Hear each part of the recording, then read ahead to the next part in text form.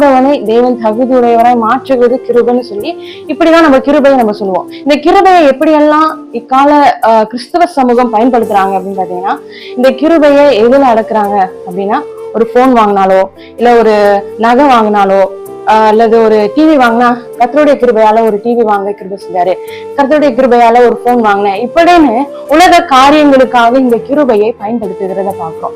இன்னும் சில இடங்கள்ல உபதேசம் கூட கிருபையின் உபதேசமா மாறிடுச்சு. என்ன பாவம் செஞ்சாலும் ஆண்டவருக்கு வந்து கிருபையினால மன்னிப்பாரு. அப்போ இந்த வார்த்தை சொல்லும் பொழுது எவ்வளவு பாவம் செஞ்சாலும் செஞ்சுக்கிட்டே இருந்தாலும் அவருடைய கிருபை இருக்கு. இப்படிப்பட்ட உபதேசங்கள் எல்லாம் இந்த கிருபையை வந்து அடக்கி வச்சாராங்க.